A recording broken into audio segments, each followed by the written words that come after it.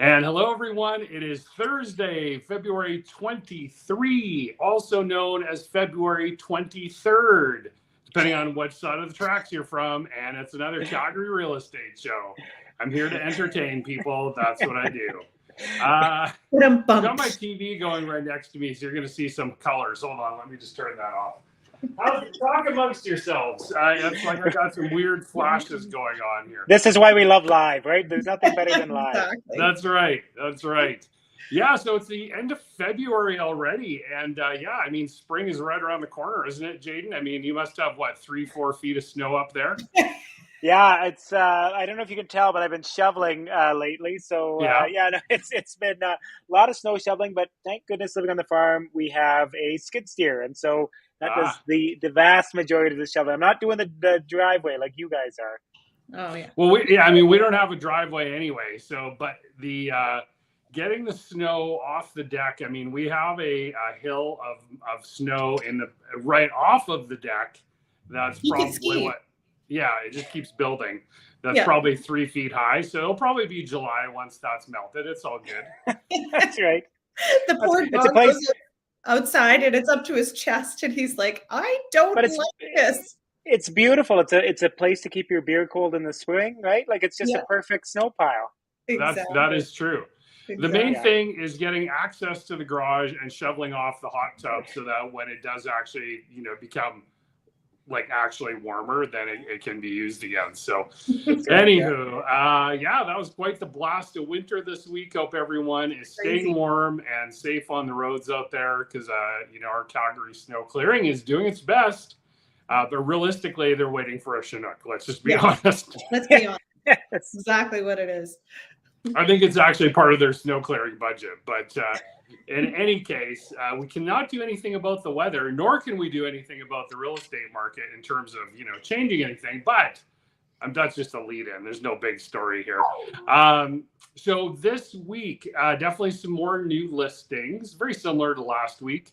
And which has, been the increase. So, I actually did a short video, which is landing on our YouTube page, I think today or tomorrow, but when is the best time to list your home in Calgary? And I always say right before the spring market, because there's tons of buyers out there right now. We can see from the solds here over the last couple of weeks, they've really jumped up. And so there's lots of buyers, but you just don't have the competition. We're starting to see the competition coming in because if we just skip down to price reduced, you're a 94 price reduced, which is the highest it's been for sure in the last little while here. So we had a sale to new listing ratio of 96%. Days on market, very similar to last week at 32. Natalie's going to show you what it was last year. It's a little different. Active detached 1,017, so that's a bit of a bump up from last week. And then our total active at 2,060. Doesn't include pendings for those that have not been on watching the program before. Hello, Bill. Thanks for watching. All right, so that is kind of the story. But again, when you're thinking about when do you list a home, it's, in my opinion, and Natalie, you tell me what you think. I think it's right before the spring market, because you don't want all the competition if you're a seller. Yeah, 100%. 100%. It's hugely beneficial to get on now when you still have that advantage. So. Absolutely. Over to you with a look back at a year ago. All right. So total sales, I apologize, my dog is crying. Total sales this week over last year is down 48.79%. Obi, you need to stop. New listings are down 53% over last year. Active listings are down 18.5%. And look at that, days on market, 45% above what it was last year. So it was 22 last year, 32 this year. Yeah, I think I'll just make a comment there about the days on market. Like, we had a home that sold in a day and a half, total of 10 days on market with conditions here in Woodbine. We put an offer in on a property for clients, an apartment condo in Mahogany, hit the market 2 days ago, I think on Tuesday. Yeah, and we couldn't get in that day because it was a tenant occupied. So that's right. And so we actually were able to secure that property for our clients. So that's under contract. So that's 2 days. That's 1.5 days. Because this is the city, right? Like, this is a big city. And you can see there's 94 price reductions this week. That means there's still people that are overshooting the market. Yeah. You still have to be price sharp when you come onto the market. And yeah, you can incorporate, we do all sorts of math that incorporates, what was the benchmark price, when you bought compared to now, all of the different things that we put into our home evaluations, but you still have to be priced right. And then you will sell quickly. If you're a detached home, 600, 700, a really nice apartment condo that's, staged well, things like that. So just my interjection there. Yeah, and from my point of view, there's not a huge amount of change. Fixed rates have gone up slightly, and basically what that is that there was one or two lenders that were a little bit behind the eight ball and pushing back on the higher rates and trying to get some of that fixed business into their portfolio. So it's pushed up slightly, but it's very interesting because it pushed up. The bond market went up on the back of that jobs report that we had 3 or 4 weeks ago. 150,000 jobs in January, and this and that, and blew past expectations and all of these kinds of things. And then everybody was talking about because of that, very likely we're going to see another quarter point raise in the prime rate and things like that. And then we got our inflation numbers, and we were well below what they targeted to be. They were expecting it to be around 6.1, and I can't remember if it was 5.8 or 5.9%. So significantly lower than expected. But the bond market didn't react, or at least the lenders didn't react that way in the opposite direction, right? So they'll take a little bit more time for those to come back down. I strongly feel that even though the bond market's a little bit more tied to the American market, that we'll kind of see that come back down a little bit more in the spring. But really, like the problem is that the affordable rates in fixed right now are 3 and 5 year, and I can't justify for most of my clients going into a 5 year at 4.79, even if it's down to 4.54. That just seems like an expensive 5 year bet to make, right? And so even though the 1 and 2 year is in sometimes in the low 6s or the high 5s, that if you're really, really set on fixed, I still believe that that's kind of the way to go. Take that short term pain for hopefully some more medium term gain after that, right? So yeah, rates are going to continue to do what they're doing, and hopefully we're on a little bit more of a downward trajectory through the rest of 2023. Awesome. Yeah, exactly. To me, if I'm redoing my mortgage right now or I'm buying a home, I'm going as short term as possible that I can afford, because I know rates are going to be coming down. There's no way I'm locking into 5 years. That's just me as a non-mortgage broker person. But Jane, you're the expert, and I listen to you, so that's why. And absolutely, like we're very happy to give you any product that you want, but we just want people, like we talked about that penalty when we did the webinar yesterday, the penalty aspect of it that people don't think about, right? So there's a lot of stuff that goes into it. If you want that 5 year fix, I'm happy to help you with that. But let's talk about the pitfalls before we do that, right? Yeah, absolutely. Natalie, talk to us about mudrooms. I was going to say babe, but people know we're married. We were married. That's okay. You didn't call me something else, so that's a good thing. Well, before you were doing these videos, you used to call me babe, but that's gone the way of the, right? Like, there's all this confusion. We don't know what's happening. So really, I wanted to do mudrooms today because with this weather, I feel for all the parents out there that their kids come in and there's literally boots everywhere, and coats and snow pants and all that kind of stuff. So this is ideas to reclaim your mudroom. I apologize, my dog. He's being a puppy. Wow. I like how you call him your dog when he's being bad. I like that. Yeah, well, he's being a pain. He wants to go see you.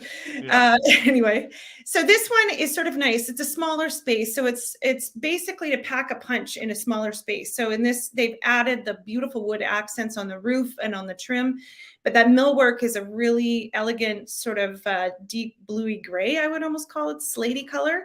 And then they have actual slate flooring on there. So that's totally durable for all of the snow and mud and all that kind of stuff. So it's a really good option. Hashtag Moody. Hashtag Moody. We love that hashtag. Love a moody room. You all know that. Exactly. Look behind you. I got to fix that one. I got to add some trim. This one is creating a multifunctional space. And this is a big thing, especially after COVID. We all had to work at home. And so something like this, if you have the room, they put a desk in there. So you've got lots of options for storage and everything else. But having that desk in there, you can put the kids in there for homework, or if you just need a quiet space to go do some work on your own, then you can sort of tuck yourself away in the mudroom, but it's pretty enough that you actually want to be in there. So the next one is adding layers and textures. I really like this one because I love wallpaper and it's great in a smaller space. I don't know that I would do like a 20-foot span of it. It might be a bit much, but in a smaller space. It's a lot. It's a lot. But in a mudroom, it adds a little bit of, a little bit of texture. The other thing I like about this is that we all know how muddy they get. Like if you're not living in a hot climate, you have no idea. They have a big jute rug underneath it. So it's that natural woven kind of rug, and it's great for absorbing water and stuff, but it's really hard to clean. So they just put a nice big sort of interesting runner over top of it. And I will say a shout out. There's a company, we have a rug from them in our front entry, and it's by Ruggable. It's an online company, and it's a washable rug. So this is a perfect mix of the two. You get the expansion on your wood floors, so they're not covered in water, but it's something that will absorb a bit of that, and then you can just throw it in the wash if it gets really gross. The next one is embrace millwork. I love millwork. And again, this is moody coloring. You can tell where I go with this. It reminds me of our listing that we have in Rosemont that has the most beautiful classic millwork through it. And it just really adds a layer of elegance to any space. And if you don't have a lot of room, this gives every family member their own little cubby, their own little space. That's where they put their stuff. And that really just makes organizing much, much easier. Okay, but can I interrupt you 1 second? So Bill is asking, is there an interior color that is trending right now? Oh boy. Well, honestly, it's shocking. It's almost like the 70s. It's a lot of the earth tones. So we're talking like terracotta, mustard, all that kind of stuff. I know it's a lot. We haven't gone quite to avocado green yet, thankfully, but they do have a sage green that's really beautiful. But again, those I would use as a pop in a specific space. Like this would work really well. This millwork would work really well with a color like that as a feature wall, that kind of thing. I don't know that I would do an entire room of terracotta. It might make you angry after a while. So it's well, no, but you know what I mean? It's a dark color, and or not a dark color. Red base does inspire a bit of anger, honestly. So it is something, just to consider. It does look very elegant. So and thank you for your question, Bill. That's awesome. Yeah, and shout out to Bill. Just to interrupt 1 second. If you guys are in the market for a Ford or Lincoln vehicle, you will not find a better sales guy than Bill Nunn. He's at, I was going to say Metro Ford. Woodridge Ford. Sorry, Bill. Woodridge Ford down in the Douglasdale Auto Mall there. He is amazing. So go see Bill if you're looking for a brand new Ford or Lincoln, and then they've got used vehicles too. Anyway, continue. This is the last one, and it's thinking, I spelled that wrong. Think locally inspired design. You're emphasizing. It was last night when I was doing this. I was tired. I love this one because this particular photo they were using, it was in Northern California, I believe, and they had used barn wood, like barn board, and from an old cabin and barn that was on this property's this property. So they just reintegrated it. But this would look amazing in this is definitely a Calgary and Alberta vibe, right? Because it sort of evokes like skiing. Jaden's house. Pardon? Right there. You're looking at it right there. Yep. Exactly. Yep. This is what you need, Jaden. So, it's just he's got it in his house already. Things. You just can't see it. Yeah, exactly. Yeah, so it's just bringing in local inspiration from your area just to sort of, make it sort of cohesive. And it's a fun little thing. You don't have to do your whole house in that if you don't want to, but it really adds a little bit of an element of fun. So, and that's it for mudrooms. Hope you enjoy it. So we got a few community events. We got that Penguin Walk still going on. There's the Hot Chocolate Fest, a couple of things this weekend. And I forgot to add one that I think we're going to go to. So first off, 42nd annual Calgary Home and Garden Show. Can you believe that? Oh. 42 years. Yeah. So that's happening this weekend. So 23rd to 26th at BMO. And then I'm shouting out the Calgary Wranglers again. They play tomorrow night versus the Henderson Silver Knights. That would be the farm team of the Vegas Golden Knights. See what I was doing there? Silver, gold. Yeah. Well, it's not me, it's them. But, tickets are super affordable. The Tuesday night games are 2-for-1 tickets. There's a group of us guys going, I think, to the game on March 7th. And then there's another cool event that just popped up on my Instagram feed. And that is it's called ski joring. And ski joring is, thank you, Bill. You have a great weekend as well. So ski joring is where horses pull skiers, and there's jumps and, courses they have to go through. Yeah, an obstacle course. And there's a cheese fondue, and there's food trucks and all sorts of stuff. And that's happening at the Calgary Polo Club Saturday starts at noon, goes all the way to 6. So I think we're going to head out there early afternoon or some late morning, something like that. Doors open at 11 and starts at noon. I'm going to post a link to Ski Joring Canada. I'll post a link so you can find the tickets down there. So that would be just something different. It's supposed to be warm by Saturday. Fingers crossed. So how about you, Jaden? What you got up this weekend? Well, now that ski joring sounds like a disaster waiting to happen, so I might make my way there. But my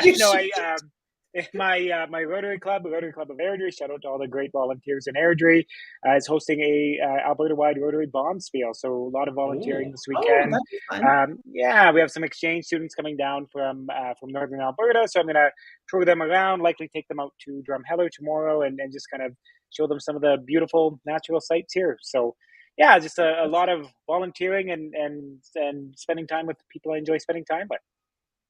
Yeah, thanks for the invite. No, I'm kidding. We didn't invite you to ski joring either, but true. You are invited. Yeah. Thank you. All right, people. We will. Thanks for watching either live or later here on Facebook, YouTube, or LinkedIn, and have a great week. We'll talk to you in 7 days. Have a good one, guys.